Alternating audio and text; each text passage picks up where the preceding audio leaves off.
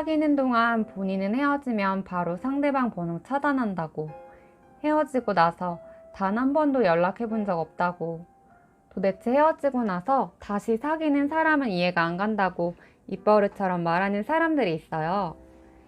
헤어질 때는 미련 0.0000001%도 없다고 확신하면서 세상 단호하고 냉정하게 헤어짐을 말하는 사람들. 의외로 우리에게 연락이 절대 안 올 것처럼, 후폭풍이 절대 안 올 것처럼 확신해 줬던 사람들이 갑자기 수면욕, 식욕이 0%가 되면서 일상적인 사회생활이 불가능해지는 경험을 하게 됩니다. 그렇게 쿨병, 센 척병 걸리신 분들이 의외로 후폭풍이 더 세게 오는 경우가 정말 많습니다. 안녕하세요. 헬로 열매의 열매입니다. 현재 여러분들은 아마 헤어짐의 원인이 모두 자신의 탓이라고 생각하면서 상대방을 보고 싶은 마음을 어떻게 참아야 할지 몰라서 힘들어하고 있을지도 몰라요.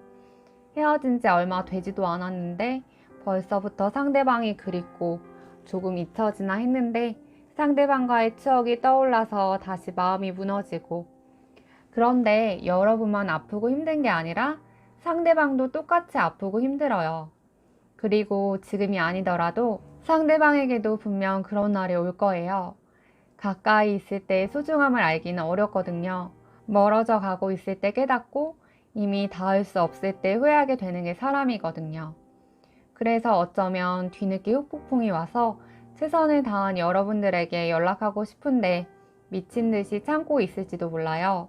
오늘은 헤어질 때 세상 단호하고 냉정해서 절대 연락 안 올 줄 알았는데 의외로 연락이 와서 언제 매달릴지 모르는 3가지 유형에 대해서 말씀드리려고 합니다. 첫 번째는 연애하면서 쿨한 척, 센 척 하셨던 분들입니다. 사귀는 동안 본인은 헤어지면 바로 차단한다고, 도대체 헤어지고 나서 다시 사귀는 사람은 이해가 안 간다고 입버릇처럼 말하는 사람들이 있어요. 그런데 그렇게 쿨한 척, 센 척, 쿨병, 센 척병 걸리신 분들이 의외로 연락 오는 경우가 더 많습니다.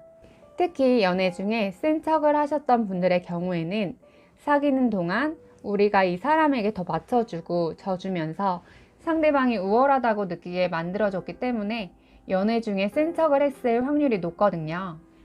그래서 이런 유형들은 사귀는 동안에는 정신을 못 차립니다.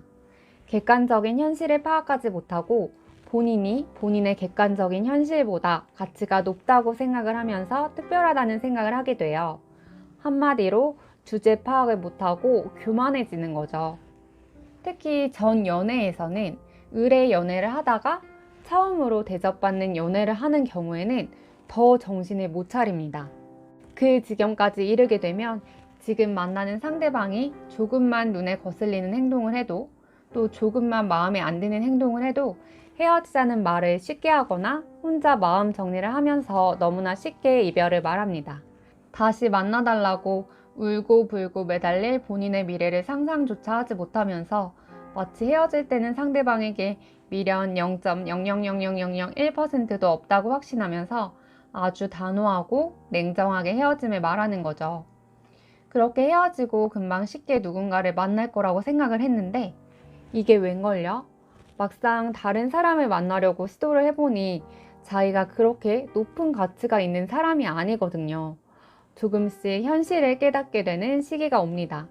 다른 사람을 만나더라도 전 연인처럼 본인을 특별하게 여겨주는 사람 절대 없어요. 본인이 엄청 괜찮은 사람인 줄 알았는데 다른 사람한테는 안 먹히는 거예요. 이런 사람들에게는 그때부터 현타와 멘붕이 마구마구 옵니다. 갑자기 수면욕, 식욕이 0%가 되면서 일상적인 사회생활이 불가능해지는 경험을 하게 됩니다. 밥, 잠, 일, 이 3가지가 불가해져요. 그렇게 세상 페인 생활을 경험하면서 울고 불고 상대방에게 매달리게 되는 경험을 하게 되는 거예요.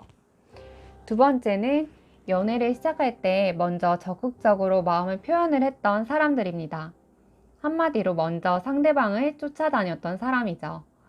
연애를 하면서 아무래도 만나는 기간이 길어지다 보면 익숙함에 속아 상대방을 처음 만났을 때의 매력을 자연스럽게 잊게 되는 경우가 많아요.